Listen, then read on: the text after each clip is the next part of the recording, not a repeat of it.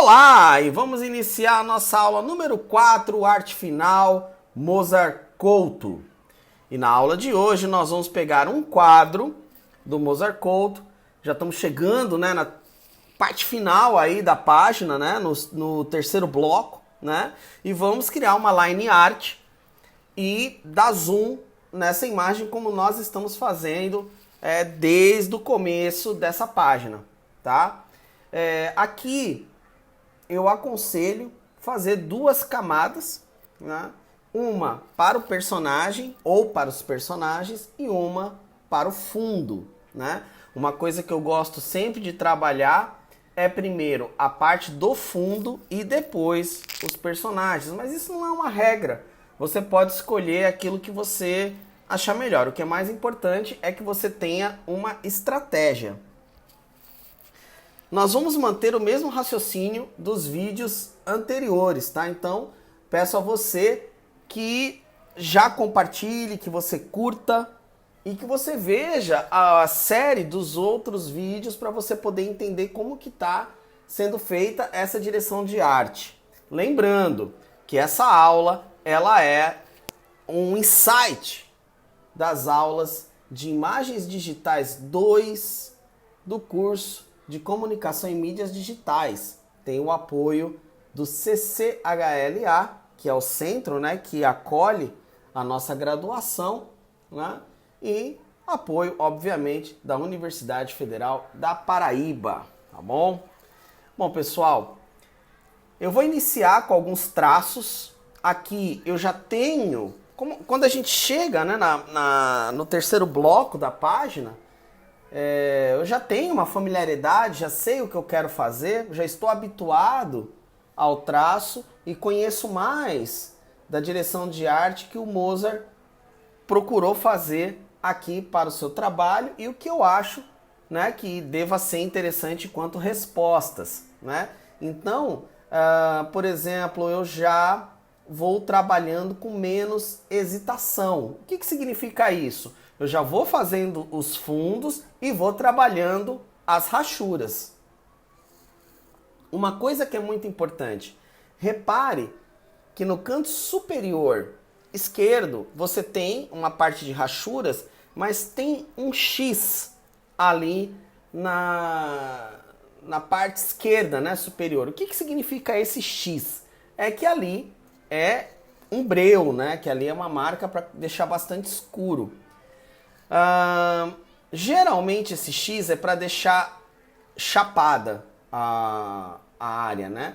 Mas eu vou fazer um degradê de rachura, tá? Por isso, mais uma vez, a importância, né, de se fazer essas coisas em camadas diferentes, porque para eu fazer uma rachura natural, ou seja, espontânea, eu vou ter que ultrapassar os traços e ir para frente do personagem. Então, eu vou ter que fazer uma camada depois para o personagem acima e apagar, né, as linhas, as rachuras que eu for fazendo que vai cobrindo ele, tá? O meu método de se fazer rachura é o de fazer como se fosse uma forma circular. Então, eu começo com retas e vou mudando o ângulo delas, fazendo como se fosse uma espécie de giro, né? Então aí eu vou criando uma modulação de rachuras, tá? E como tá indo para uma área mais preta, né, mais escura, quanto mais escuro eu vou girando essas rachuras e colocando, aplicando mais e mais e mais, até adquirir uma área mais escura mesmo, né? Uma área bastante dark, porém eu não pinto simplesmente de preto, eu não preencho de preto, eu vou colocando as rachuras para dar um toque, né, de degradê, tá? Então eu tento fazer a recomendação do Mozart, mas ao mesmo tempo eu vou trabalhando esse tratamento gráfico que ele pediu de fazer as rachuras. Eu poderia ter chapado ele totalmente, mas eu acho que aí ia ficar um degradê falho, tá? Eu acho que fica melhor dessa forma. Isso é algo que, como arte finalista, eu tenho que ter essa solução gráfica, né? Então, fica essa moldura, né, essa pedra no primeiro plano e atrás vai ficar toda uma cena, só que com um degradê rachurado, tá? Aqui já é uma técnica mais avançada. Então eu recomendo que você treine primeiro antes de fazer essa cena. E é lógico, é uma recomendação, né? Você não precisa solucionar essa arte final dessa forma. Você pode fazer chapando ela inteira, que também vai dar certo. Afinal de contas, a palavra final ela vai ser sua. Um exemplo vai ser essa pedra aqui que eu vou fazer. Eu vou deixar ela toda preta e fazer alguns detalhes em branco, né? Então isso aí não é algo que o Mozart pediu, mas como ela está sombreada no original do desenho, eu imagino que ali deva ter, sim, uma ideia de escuro, né? Sem falar que essa ideia que eu estou tendo de deixar essa moldura, né? Ela vai fazer com que a mão fique bem definida. Então isso para mim é interessante. Novamente, isso daqui eu estou fazendo tudo numa camada. O personagem em si eu vou fazer em outra camada. Então isso vai ser interessante para que essas rachuras depois elas fiquem o mais natural possível, ok? Bom, pessoal, aqui eu já vou baixar a opacidade, vou criar uma nova camada e já vou apagar, né, na camada que está a opacidade, as rachuras que estão acima do personagem, tá? Novamente, você poderia me perguntar, você não poderia ter evitado, né, essas rachuras por cima do personagem? E a resposta é, eu poderia, porém não ficaria tão espontâneo como ficou esse resultado. Eu teria que ficar parando a rachura, ou seja, parando o movimento, e eu poderia perder um pouco da espontaneidade, tá? Então dessa forma eu acho que resolve muito bem. E aí vamos trabalhar no personagem de maneira geral, tá? Sempre dando zoom, sempre trabalhando, sempre tendo a mesma estratégia. Então no momento a gente está trabalhando o tempo todo com o mesmo pincel, tá? Repare que tem uns tracinhos ali como se o personagem tivesse a sua atenção chamada. Eu não vou colocar esses traços porque eu optei por fazer todo um tratamento de rachura. Se eu colocar esses traços como se estivesse chamando a atenção, simplesmente ele não vai aparecer, não vai dar o destaque. Então é aquilo, toda escolha tem uma perda, mas também vai ter o seu respectivo ganho. Então aqui, esses três tracinhos como se estivesse chamando a atenção, não vou usar, mas ele tem um movimento do rosto balançando. Vocês podem reparar ali que tem como se fosse uma pequena curva ali, né? Então essa curva é o que vai me compensar como do tipo, opa, alguma coisa está acontecendo ali, alguma situação, né? Aqui, ó, veja que eu já vou trabalhando o personagem na sua completude, mas depois é importante fazer uma revisão desse personagem e observar se todos os apetrechos dele, né, foram desenhados, né, de acordo com o que foi feito nas outras páginas. Não vou fazer isso agora, eu vou fazer depois, quando eu terminar todas as páginas, todos os desenhos das páginas, eu vou fazer uma revisão e verificar o que está faltando, se está tendo coerência, né, os personagens e tudo mais. Para agora, eu vou apenas trabalhar as linhas gerais que o Mozart já havia pré-definido, tá? Aqui, pessoal, é um exercício muito livre, né? Porque, volto a dizer, como eu já ponderei nos outros vídeos, o Mozart aqui, ele faz esboços, ele não faz um desenho finalizado a lápis, né? Então, isso dá uma margem para o arte finalista trabalhar, criar, né? Não vou abrir mão disso, mas, ao mesmo tempo, se eu estivesse trabalhando para um cliente e em parceria com o desenhista, é bem provável que algum tipo de retrabalho iria surgir, né?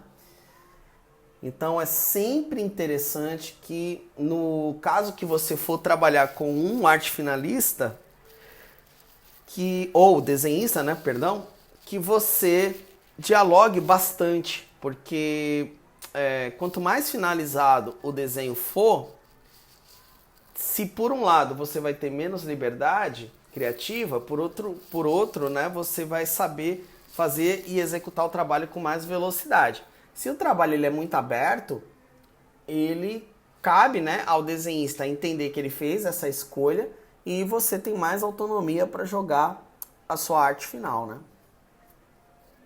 Mas o ideal é que sempre haja espaço para o diálogo e para a troca de ideias, uma vez que só é arte final se for para agregar, né? Não é para substituir o desenho, também não é simplesmente para passar uma tinta por cima. Ele precisa ter estratégias, né, entre dois artistas, dialogar e fazer com que isso seja interessante para todas as partes. Quem vai ganhar com isso é o leitor, né? Inclusive, considero que há um equívoco imenso, né? Na maioria das histórias em quadrinhos que dão créditos apenas para o arte finalista como um trabalho técnico, né? E não como um trabalho autoral. Isso é uma falha, porque se você pegar, por exemplo, Conan, não dá para dizer que o Tony Zuniga, que o Rudy Nebres, que o Ernie Chen não participa de maneira criativa naquele trabalho, né? Então eu acho um equívoco colocar a arte final e, em muitos casos, a colorização também apenas como elementos técnicos. São elementos de criação e que contribuem tanto ou até mais do que o desenhista e o roteirista. Claro que isso é discussão para outro vídeo, para outro debate, mas é a posição que eu defendo, até porque, né, na maioria dos casos, nós trabalhamos, copiamos um trabalho final, né? Então o arte finalista está ali. O que seria o Jim Lee sem o Scott Williams e vice-versa, né? Bom, pessoal, aqui nós já trabalhamos, né, arte final. E aí qual é a minha sugestão? Joga um pincelzinho branco para destacar o personagem, tá? Isso daí eu acho que é muito importante de você fazer, porque aí ele salta, né, da montanha, ele tem um destaque em relação à montanha, e isso também ajuda você a separar alguns itens, alguns elementos, como por exemplo essa virada, né, do rosto. É muito importante que haja essa separação, e na roupa também alguns detalhes, bem como nas próprias rachuras, né, porque ali é muito poluído. Então o pincelzinho branco ele dá uma ajuda a deixar um pouco mais limpo essa área, tá? Depois vale a pena fazer alguns ajustes, né? Eu já estou observando algumas coisas que podem ser melhoradas aqui, mas eu vou fazer isso na revisão final, né? Tem algumas áreas que podem ter um trabalho mais interessante de finalização, ok? Um refinamento, né? Mas aí, por que eu deixo para fazer no final, né? Porque nesse momento eu já estou muito envolvido nesse desenho, nessa arte. Então não vale a pena ficar fazendo revisões, porque fica cansativo. Então depois que a arte está toda finalizada, aí você fica focado em fazer revisão em todos os quadros. E isso é bem interessante. Inclusive, a revisão ela vai ser feita num vídeo à parte. Exatamente para isso, para ser pensado como um refinamento a ser feito para entregar todo o resultado. Naturalmente, se você não faz essa arte final em um dia, por exemplo, se você vai fazendo aos poucos, como é o caso aqui que a gente está fazendo, o ideal é que vá sendo enviado para o desenhista cada quadro, ou para o editor cada quadro, né? Para mostrar a evolução do trabalho, né? Mas, como aqui eu estou fazendo um estudo, então a revisão vai ser por minha conta, né? E essa revisão eu vou fazer um vídeo à parte para vocês entenderem, e vocês vão ver como essa revisão ela é importante, porque a cabeça vai estar mais oxigenada e eu vou ver diversas falhas, espaços em branco, anatomia, uma série de coisas que podem ser devidamente melhoradas. Bom, pessoal, aqui eu vou fazendo a silhueta, né, da figura estranha, né? Aqui é bem moldura mesmo, né? Só tomando cuidado para não ficar disforme demais. Tem que passar a ideia de um humanoide, né, com uma lança. Então a gente vai trabalhando o esboço do Mozart mas como essa parte provavelmente ele desenhou era muito pequena, ele fez bastante solta, então aqui a gente tem que tomar cuidado e tentar manter a simetria, tá? Então, ó, esse quadro, perdão, ele já tá pronto, tá? Ele tá com a base de rachura. Rachura tem que ter essa sujeira mesmo, acho que fica bem interessante esse tipo de trabalho. Já tá com a linha em branco, né, com alguns pincelzinhos. Há algumas falhas no desenho, né? Tem alguns espaços vazados que na revisão vai ser devidamente acertado, mas o trabalho já atingiu, digamos assim, a qualidade para a gente passar para o próximo quadro, tá certo? Então, desde já, o meu muito obrigado e até a nossa próxima aula de arte final na obra de Mozart Couto!